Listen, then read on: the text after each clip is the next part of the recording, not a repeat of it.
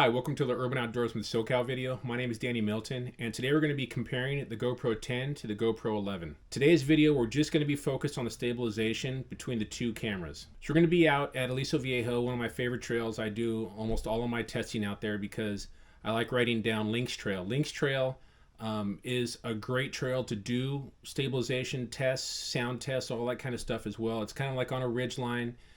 There's some fast flowy sections at the top. There's some really chunky rock garden sections in the middle, and then a nice really fast kind of speed section near the end. So just to go over the camera settings really quickly, both cameras are basically set to most of the same settings. We're going to do a couple of different video settings, like 4K, 5K, whatever. We're also going to do some 60 frames per second, stuff like that.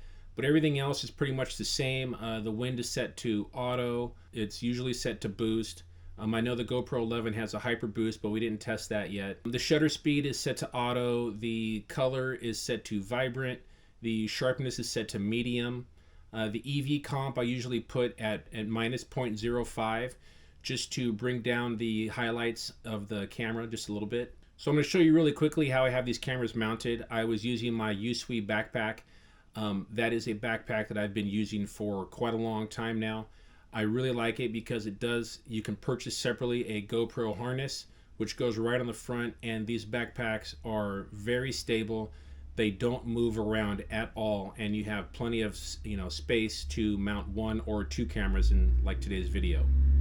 So all the different resolution videos that we're going to be going over, the first one is 4K 24, and then we're going to do 5.3K 24, and then the last video is going to be 5.3 at 60 frames per second. All of those videos are going to be exported at 4K 24 because that's just what my computer likes to do. I tried to export a 5.3K video and just didn't work very well. Pretty chunkified.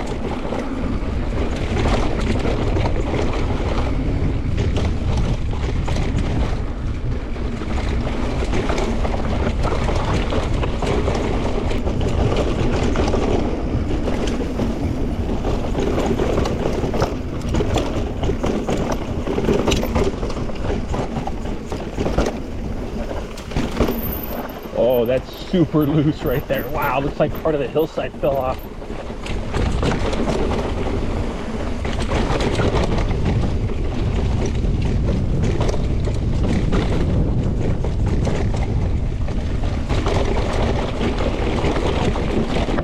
Ooh, this is super chunky through here.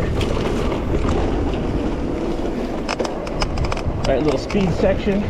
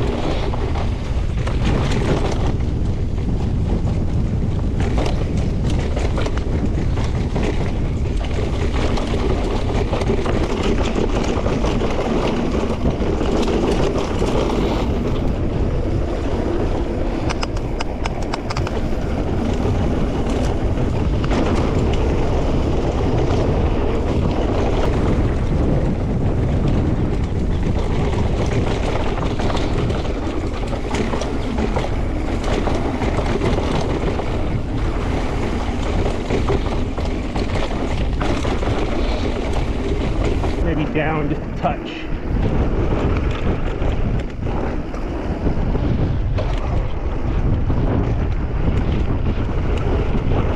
Now it's picking up.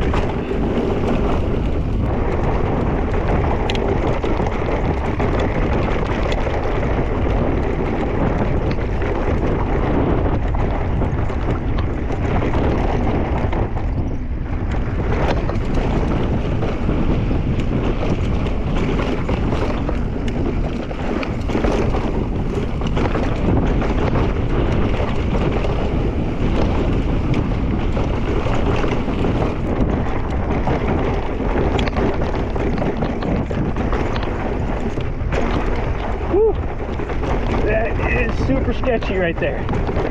Oh.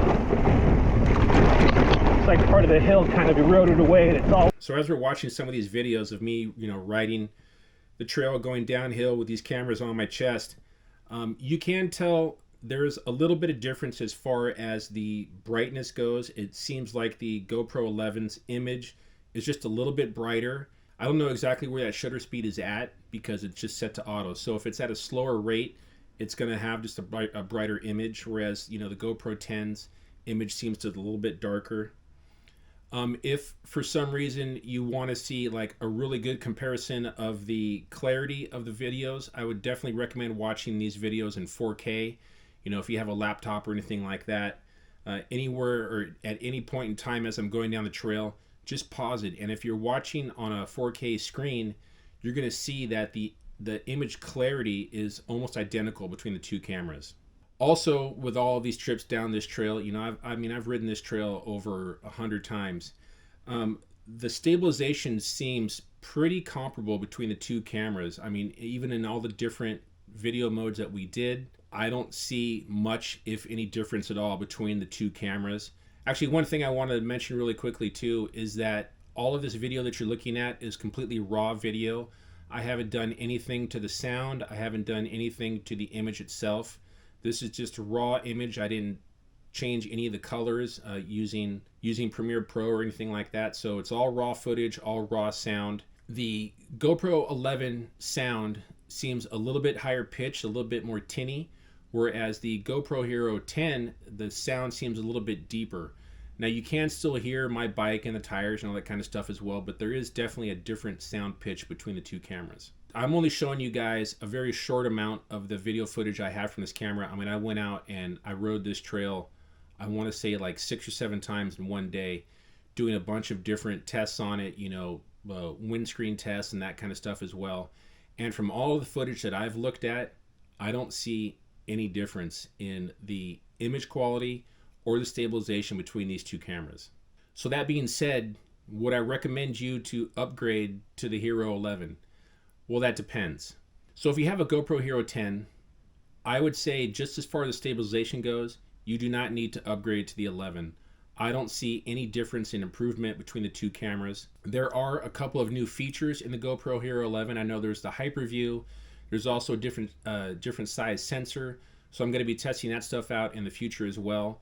But as far as stabilization goes, these cameras are almost identical. I'm going to be doing a bunch of testing with this camera as well. I'm going to be doing a sound video to figure out which is the best way to cover up the microphone so that we're not getting that wind noise, but you are still hearing that clear, that clear sound of my tires and racing down the trail and all that kind of stuff as well. I'm also going to be checking out the hyperview just to see how much of a difference that's going to make as far as the stabilization goes. I also bought some ND filters to do some testing with that. Using an ND filter, you are going to be able to get the highest quality image out of your camera. When you have all of those settings set to auto, it's varying, the ISO, it's varying the shutter speed, it's going to change how much motion blur you have and things like that.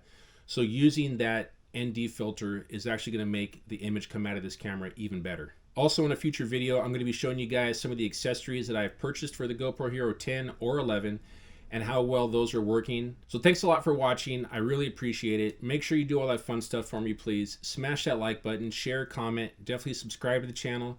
Once you are subscribed, make sure you click that bell notification. I don't know, I'm trying to get these videos out as quickly as I can, but with my injury and everything that I'm going through right now, it's going to be difficult. I also actually just purchased a DJI Action 3, so I'm going to be having videos come out for that as well. Going to be doing a side-by-side comparison between the GoPro Hero 11 and the Action 3. I can tell you, quick spoiler alert, that I'm really liking the Action 3 more, just as far as kind of hands-on and using it in a day-to-day setting compared to the GoPro Hero 11. So make sure you click that bell notification so you do know when that video comes out. And last but not least, make sure you click one of the boxes in the corners. One will take you to a playlist, another to a favorite video, and you can click the logo in that corner, the Urban Outdoorsman SoCal logo, to subscribe. Thanks a lot.